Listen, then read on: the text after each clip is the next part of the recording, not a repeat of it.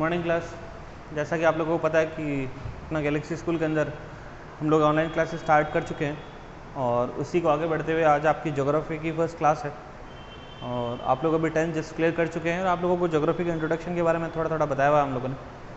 तो थोड़ा सा इस चैप्टर को हम लोग कैसे करेंगे, 11th के अंदर कौन कौन से पार्ट हैं और आपको बेसिक से आगे कैसे बढ़ना है, वो सारी चीज़ें हम लोग यहाँ पर डिस्कस कर लेते हैं। आज ये आपका चैप्टर भी है, आपको कुछ मोटा मोटी स्कूल के अंदर करना है क्या वो भी आप समझ लें। एक आपको गवर्नमेंट की जो 11th की जो बुक है पहले आपको उसको परचेज़ करना है और उसके साथ में एक आपको एक थोड़ा सा मोटा रजिस्टर बनाना है ताकि आप लोगों को जो यहाँ करवाया जा रहा है प्लस आपको जो होमवर्क मिल रहा है वो आप बैक टू बैक इसके साथ में करते हैं। वीक के अंदर हम लोग एक दिन वो डिसाइड कर लेंगे कि आपको कब यहाँ पे आके कॉपी चेक करवानी है, तो वो भी आपका डिसाइड हो जाएगा। अगर आप जैसे मंडे टू आपकी सैटरडे तक का काम होता है तो आप सैटरडे शाम तक अपनी कॉपी स्कूल में सबमिट करा दें, मंडे को मैं आपको चेक करके वापस लौटवा दूँगा। और रही बात आपकी चैप्टर्स की है, तो ज्योग्राफी का इंट्रोडक्शन भी मैंने बताया था, थोड़ा थोड़ा मैं अभी आपको बता देता हूँ और हमारे यहाँ पे क्या क्या इसके अंदर आएगा, क्योंकि काफ़ी लेंथी कोर्स है आपका ज्योग्राफी का और काफ़ी काम का भी देख लेंगे आप लोग। तो ज्योग्राफी की अगर हम लोग बात करेंगे,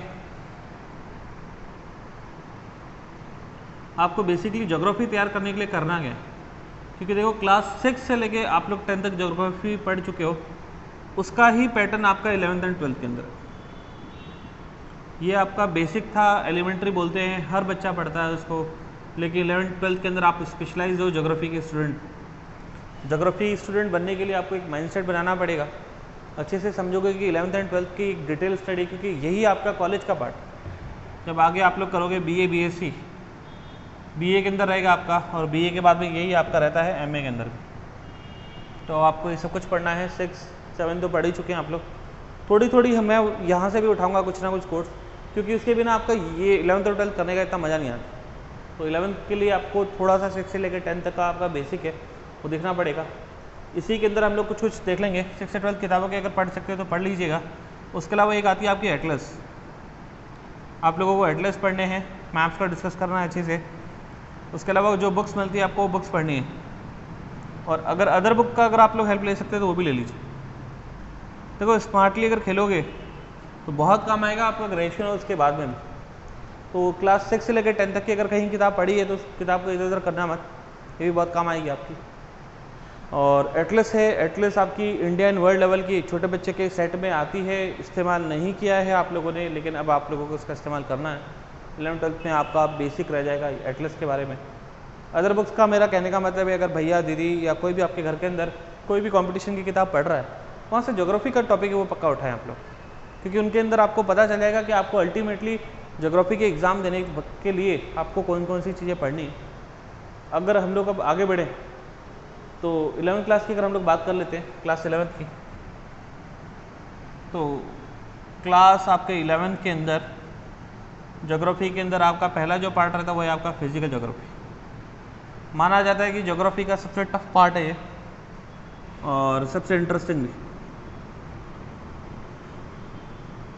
इसी के अंदर हम लोग सबसे पहले पढ़ते हैं origin of the earth, origin of the earth. फिर इसी के बाद में एक और आएगा आपका ओरिजिन ऑफ ह्यूमन बीइंग।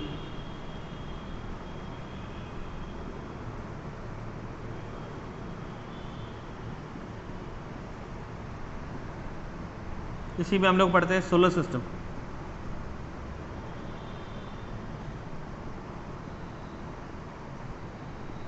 इसी के अंदर हम लोग पढ़ते हैं यूनिवर्स के बारे में। कुछ बेसिक है, अभी हम लोग अर्थ और अर्थ के इंटीरियर और एक्सटीरियर पार्ट के बारे में नहीं बात कर रहे। तो क्लास 11 की अगर आप लोग बात करोगे तो सबसे इम्पॉर्टेंट चीज़ रह जाती है आपका यूनिवर्स। यूनिवर्स कैसे बना, उसकी थ्योरीज है, उस थ्योरीज़ को अगर आप लोग पढ़ोगे तब आपको समझ में आएगा कि आपकी जो यूनिवर्स का जो आपका ओरिजिन है वो किस तरीके से हुआ था। यूनिवर्स बनी, यूनिवर्स बनने के बाद में धीरे धीरे इसके अंदर एक बहुत बड़ा धमाका था जिसको हम लोग बिग बैंग थ्योरी बोलते हैं। थ्योरी को हम लोग डिस्कस करेंगे पूरी डिटेल के अंदर इस अगली क्लास पे। और उसके बाद में यूनिवर्स से बनते बनते ये आपका बन गया सोलर सिस्टम। यूनिवर्स के बारे में अगर आप लोग बात करेंगे, इसके भी अलग अलग कॉन्सेप्ट, अलग अलग थ्योरी, लेकिन इसमें जो सबसे इंपॉर्टेंट थ्योरी दी गई है वो आपकी बिग बैंग थ्योरी है। Big bang theory.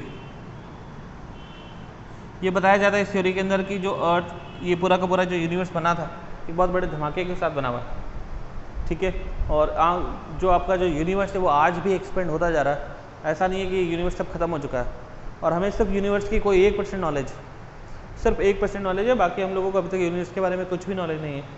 अभी भी इसके बारे में रिसर्च और स्टडी की जा रही है, तो सोच लीजिए कितना वास्ट सब्जेक्ट होगा ये। उसी के अलावा अगर हम लोग आगे बढ़े तो यूनिवर्स के अंदर ही आप लोगों को अलग अलग गैलेक्सीज मिल जाती है। उसी गैलेक्सी के अंदर जो आपको, हम लोग जो हैं जिस अर्थ में, उसका नाम है मिल्की वे। अर्थ की अगर आप लोग बात करोगे तो ये आपका रह जाता है मिल्की वे के अंदर, मिल्की वे में अलग अलग गैलेक्सीज हैं, उसी गैलेक्सी के अर्थ का एक पार्ट है। सोलर सिस्टम की अगर आप लोग बात करोगे, तभी मैंने आप लोगों को क्लास 6 के बारे में बताया था, क्योंकि सोलर सिस्टम आप लोग वहाँ से पढ़ते आ रहे हो। अब आपको वापस पढ़ना है। सोलर सिस्टम के अंदर टोटल प्लैनेट्स आएंगे आपके 8 प्लैनेट हैं, ठीक है, जिसके अंदर 4 आपके इनर वाले हैं, 4 आपके आउटर वाले, टोटल 8 प्लैनेट्स है। पहले एक प्लैनेट और था, 9 प्लैनेट था, जिसका नाम था प्लूटो। इस प्लूटो को हटा दिया गया प्लैनेट की कैटेगरी से। इसको बोला जाता है कि ड्राफ्ट प्लैनेट। ड्राफ्ट प्लैनेट का मतलब होता है बोना प्लैनेट।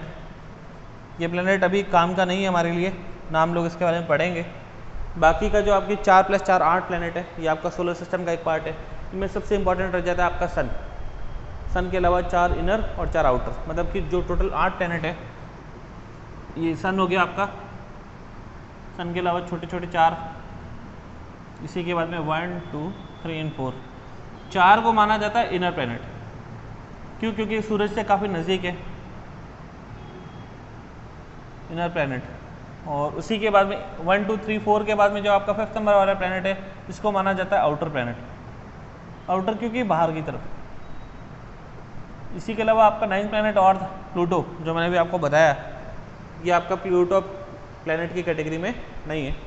तो यूनिवर्स हो गया, यूनिवर्स का कैसे ओरिजिन होता है, कैसे सोलर सिस्टम बना। अब सबसे इंपॉर्टेंट चीज़ है कि ह्यूमन बीइंग कहाँ से आया, लिविंग बीइंग और लिविंग क्रिएचर्स कहाँ से आए। ये एक सबसे इंपॉर्टेंट क्वेश्चन बनता है हमारे लिए कि एक इंसान कहाँ से आया, इंसान का फर्स्ट जो था वो कहाँ से आया था। माइथोलॉजिकली देखा जाए तो बाइबल वगैरह में लिखा गया है कि इसके अंदर एक आदमी था और एक औरत था। आदमी का नाम था, इंग्लिश में इसको हम लोग एडम बोलते हैं, और औरत का नाम ईव था। हिंदी में इसको आदम और ईव की कहानी बोलते हैं। माइथोलॉजिकली ये बताया गया है कि दो जो जीसस क्राइस्ट थे, उन्होंने एक आदमी और एक औरत को भेजा था। एक का नाम आदम और एक का नाम ईव था, और उसी के सारे बच्चे। लेकिन अगर हम लोग ज्योग्राफी में पढ़ेंगे तो अर्थ कैसे बनी। अर्थ भी एक आपका आँख का गोला, धीरे धीरे करते ये भी ठंडा हुआ, फिर यहाँ वेदरिंग की प्रोसेस हुई, इवेपोरेशन हुआ, छोटे छोटे ड्रॉपलेट्स थे जो इन्वायरमेंट में बने, और धीरे धीरे करते यहाँ पे बारिश होनी शुरू हुई। एक अर्थ जो आँख के गोले के अंदर थी, गोल थी, बनते बनते बनते बनते एक राउंड शेप के अंदर आ गई। इसके अंदर आपका सबसे पहले आया था वाटर। वाटर का साइंस के अंदर हम लोग बात करेंगे, H2O का फॉर्मूला रहता है इसका। सबसे पहले हमारे इस अर्थ के अंदर पानी आया, और पानी आने के बाद जब ये अर्थ आपकी काफ़ी हद तक ठंडी हो चुकी थी, इन पानी के अंदर बताया जाता है कि छोटे छोटे कीड़े पैदा हुए, बैक्टीरिया बोल सकते हो, जो एक लिविंग ऑर्गेनिज्म थे, बैक्टीरिया। पानी के अंदर एक बैक्टीरिया पैदा हुआ, और बैक्टीरिया पैदा होने के बाद में वही बैक्टीरिया बनते बनते इंसान बना। इंसान की अपनी जो कहानी है और अर्थ की जो कहानी है, आज से करीब 4.6 करोड़ ईयर्स पुरानी है। कितने साल पुरानी आपकी अर्थ है? 4.6 करोड़।